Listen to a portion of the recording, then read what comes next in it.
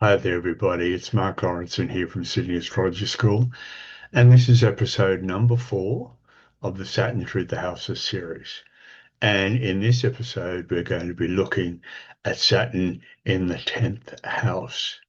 Now, a lot of people might be going, oh, Saturn likes being in the 10th house because, as far as modern astrology is concerned, Saturn is the ruler, is the essential ruler of the 10th house.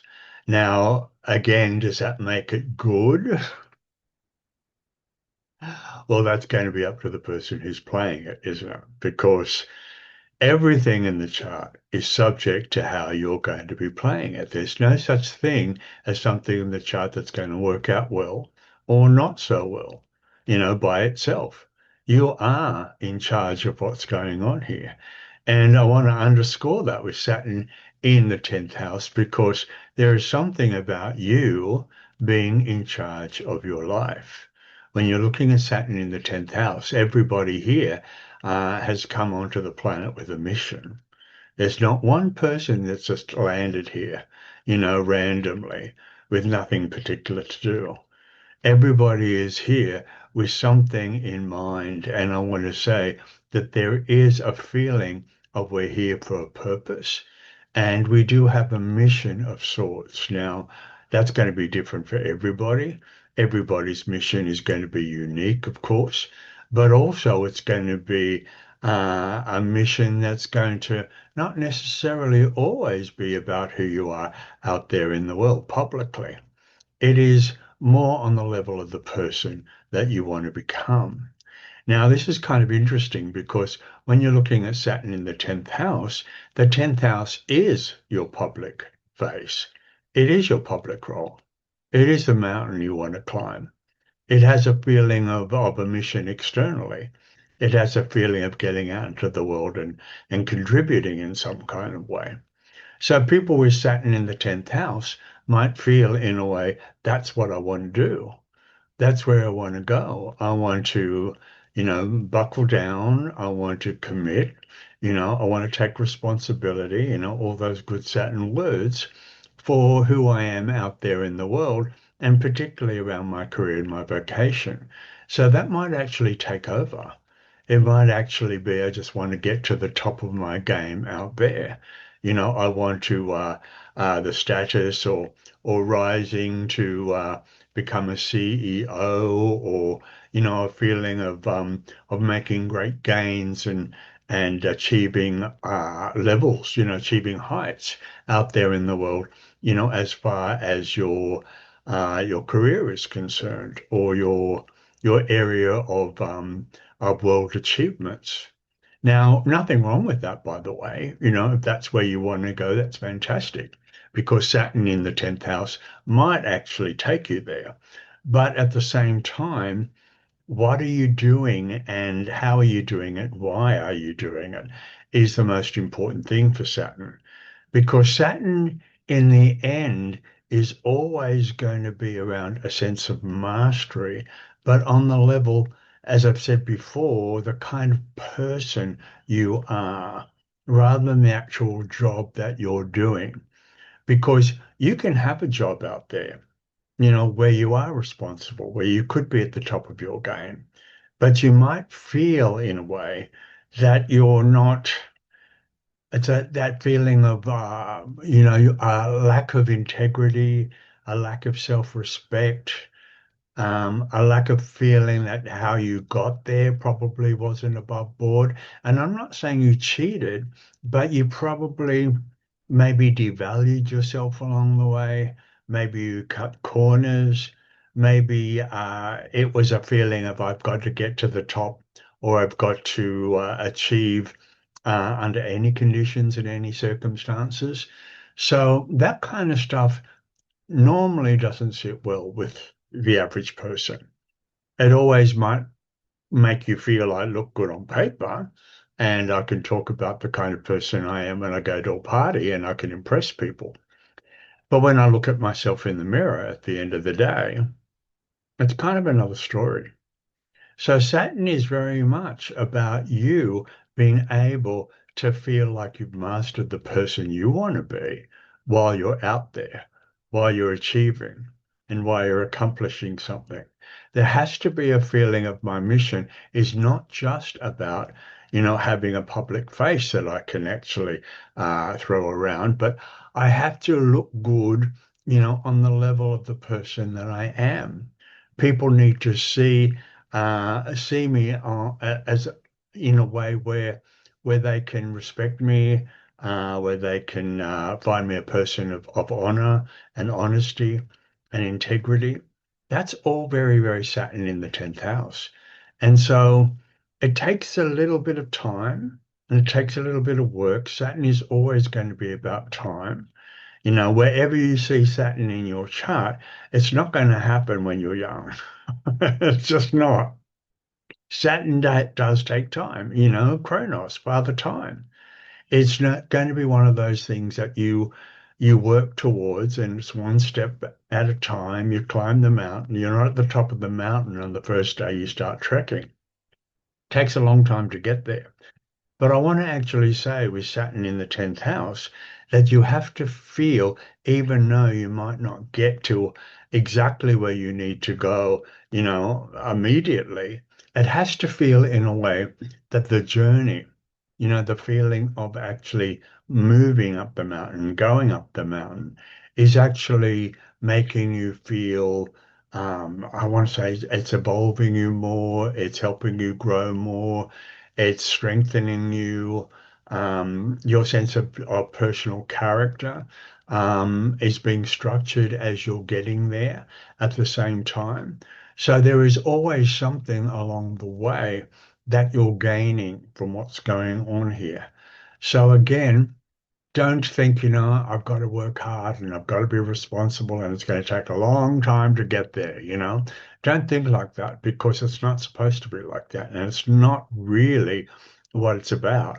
It is about you uh, becoming better, mastering life, mastering yourself. And every step you take, you just get better and better and better and better. What I love about Saturn and people with strong Saturns in their charts is exactly that. Every year, that particular area of the chart does improve. It does feel like you're getting closer and closer and closer to the person you really want to be. So I like that. I like that about Saturn. Now, being in charge of your life, being the boss of your life is Saturn in the 10th house. In other words, you are the author. You're the authority. So nobody can tell you what to do, basically.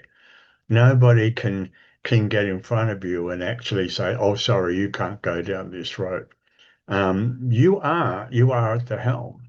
You are the driver of your ship here, and so you've got to, in your own way, become that in your life, become that out there in the world, become that possibly in your job, but definitely be the at the steering wheel of everything you do in life. That becomes super, super important when you've got Saturn in the 10th house. You've really got to take responsibility. And this is not responsibility for everything that's going on. This is only responsibility for you. And again, don't get caught up with that idea of Saturn in the 10th house being about responsibility for everybody and the whole world and, all the things I'm working for. And because that's going to become really heavy. That's going to become burdensome. That's going to actually make you feel a little bit like you're carrying everything on your shoulders. And that's not what it's about. It really isn't. You're the boss. And when you're the boss of what's going on up here, then you can decide what you want to take on and what you don't. Okay? It's a responsibility of who you are and what you want to do and where you want to go in life. Okay? So it is your public face. Now, it's funny because I often find that I see people's planets, or if they don't have planets there, the sign, on the midheaven comes across very, very strongly in who they are as a person, sometimes even stronger than the ascendant, which I find really interesting. Now, having Saturn in the 10th house, a lot of people might see you in a Saturnian kind of way.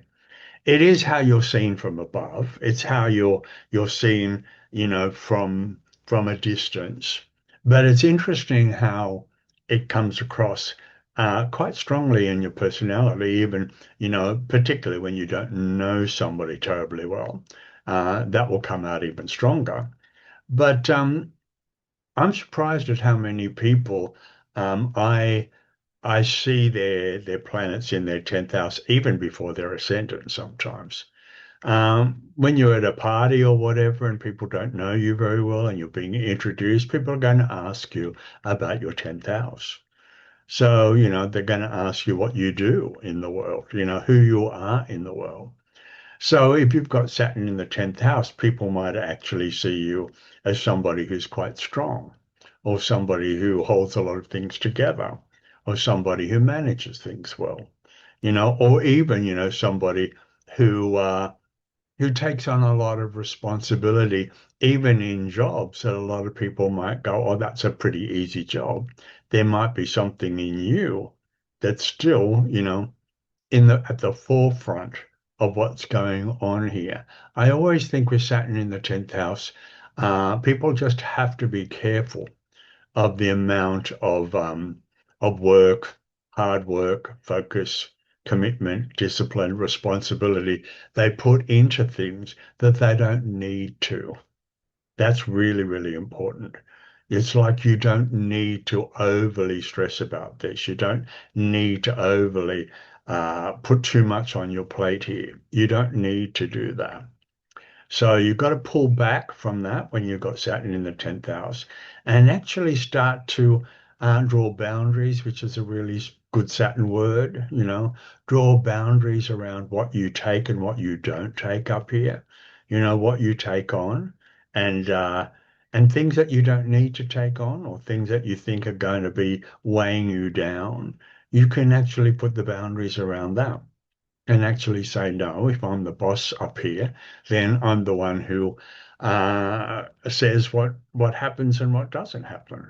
It's really, really important.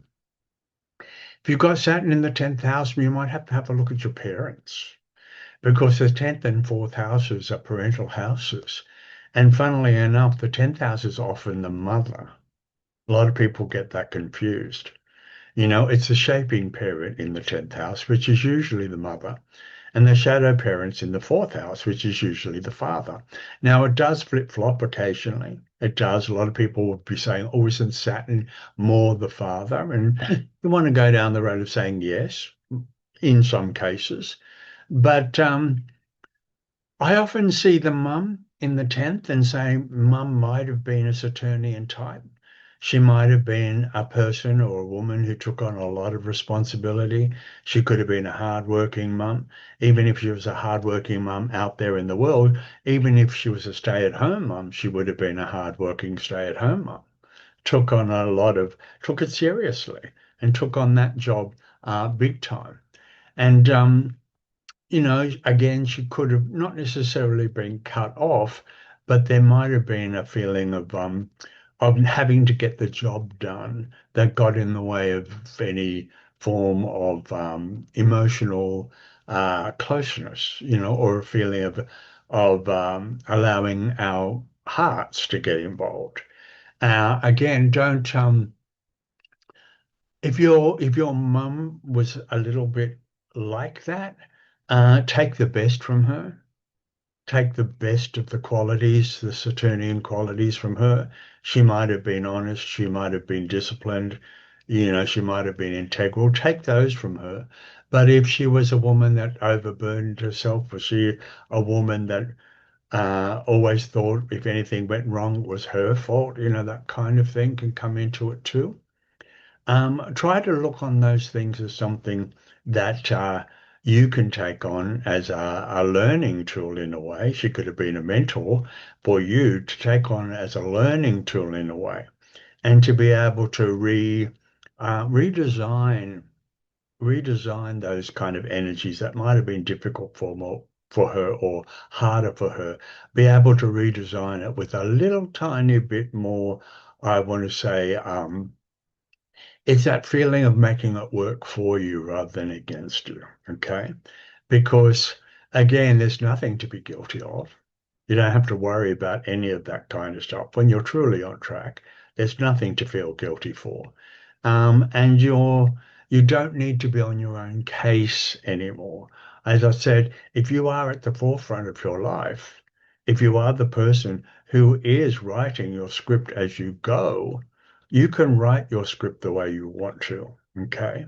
So you don't have to be forced into doing anything you don't want to do. That's a big, big thing for Saturn in the 10th house.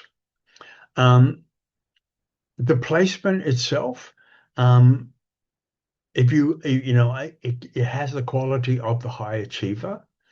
It has the quality of somebody who can get its eye on the prize quite early, and be patient enough, and endure enough and be determined enough to actually get to where it wants to go. But I keep on underscoring the fact that, where you want to go has to feel that it is a big part of your mission, both externally and internally. And it has to feel very much like, at the end of your life, on your deathbed when you're 102, you have to feel like there's a feeling of accomplishment. And as I said, not necessarily that you got to the top of your job, or bought a lot of properties, and you were at the top of your game as far as the more structured and the more concrete side of your life. But you got to a point in your life where you felt accomplished as a person, where you felt accomplished with the kind of person you were and how you played the game, and to be able to hold your head up high, and to be able to look at yourself in the mirror and be able to be proud, to be able to feel proud of yourself, and to be able to feel that what you've accomplished, on this planet was much more than what you did out there in the world. It had everything to do with you and how you affected people positively.